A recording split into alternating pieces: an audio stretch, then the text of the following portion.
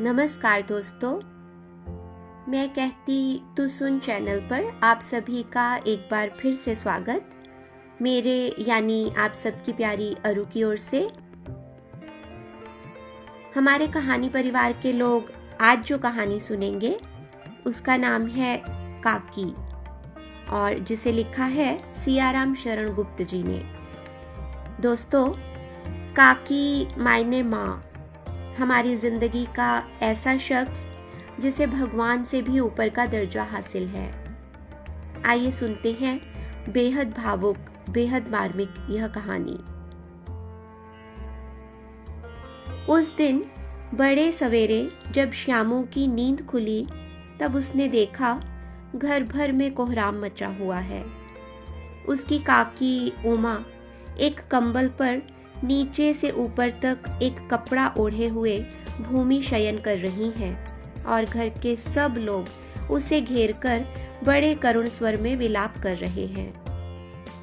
लोग जब उमा को शमशान ले जाने के लिए उठाने लगे तब श्यामू ने बड़ा उपद्रव मचाया। लोगों के हाथों से छूटकर वह उमा के ऊपर जा गिरा। बोला, काकी सो रही हैं, उन्हें इस तरह उठाकर कहाँ लिए जा रहे हो, मैं न जाने दूं। लोग बड़ी कठिनता से उसे हटा पाए। काकी के अग्नि संस्कार में भी वह न जा सका। एक दासी राम राम करके उसे घर पर ही संभाले रही। यद्यपि बुद्धिमान गुरुजनों ने उसे विश्वास दिलाया कि उसकी काकी उसके मामा के यहाँ गई है, परंतु असत्य के आवरण में सत्य बहुत समय तक छिपा न रह सका। आसपास के अन्य अबोध बालकों के मुंह से ही वह प्रकट हो गया। यह बात उससे छिपी न रह सकी कि काकी और कहीं नहीं, ऊपर राम के यहाँ गई हैं। काकी के लिए कई दिन तक लगातार रोते रोते उसका रुदन तो क्रमशः शांत हो गया, परंतु शोक शांत न हो सका। वर्षा के अनंतर एक ही 2 दिन में पृथ्वी के ऊपर का पानी अगोचर हो जाता है, परंतु भीतर ही भीतर उसकी आर्द्रता जैसे बहुत दिन तक बनी रहती है, वैसे ही उसके अंतःस्थल में वह शोक जाकर बस गया था। वह प्राय अकेला बैठा बैठा शून्य मन से आकाश की ओर ताका करता। एक दिन उसने ऊपर एक पतंग उड़ती देखी। न जाने क्या सोचकर उसका हृदय एकदम खिल उठा। विश्वेश्वर के पास जाकर बोला, काका मुझे पतंग मंगा दो। पत्नी की मृत्यु के बाद से विश्वेश्वर अन्य मनस्क रहा करते थे। अच्छा, मंगा दूंगा कहकर वे उदास भाव से कहीं और चले गए। श्यामू पतंग के लिए उत्कंठित था। वह अपनी इच्छा किसी तरह रोक न सका। एक जगह खूंटी पर विश्वेश्वर का कोट टंगा हुआ था। इधर उधर देखकर उसने उसके पास स्टूल सरकाकर रखा और ऊपर चढ़कर कोट की जेबें टटोली। उनमें से एक चवन्नी का आविष्कार करके तुरंत वहां से भाग गया।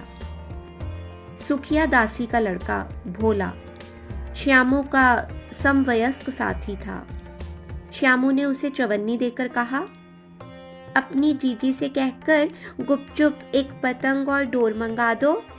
देखो, खूब अकेले में लाना, कोई जान ना पावे। पतंग आई। एक अंधेरे घर में उसमें डोर बांधी जाने लगी। श्यामू ने धीरे से कहा, भोला किसी से ना कहो तो एक बात कहूं। भोला ने सिर हिलाकर कहा, नहीं, किसी से नहीं कहूंगा। श्यामू ने रहस्य खोला। कहा, मैं यह पतंग ऊपर राम के यहाँ भेजूंगा। इसे पकड़कर काकी नीचे उतरेंगी। मैं लिखना नहीं जानता, नहीं तो इस पर उनका नाम लिख देता। भोला श्यामू से अधिक समझदार था। उसने कहा, बात तो बड़ी अच्छी सोची, परंतु एक कठिनता है। यह डोर पतली है, इसे पकड़कर काकी उतर नहीं सकती। इसके टूट जाने का डर है। पतंग में मोटी रस्सी हो तो सब ठीक हो जाए। श्यामू गंभीर हो गया। मतलब यह बात लाख रुपए की सुझाई गई है, परंतु कठिनता यह थी कि मोटी रस्सी कैसे मंगाई जाए। पास में दाम है नहीं और घर के जो आदमी उसकी काकी को बिना दया माया के जला आए हैं, वे उसे इस काम के लिए कुछ नहीं देंगे। उस दिन श्यामू को चिंता के मारे बड़ी रात तक नींद नहीं आई।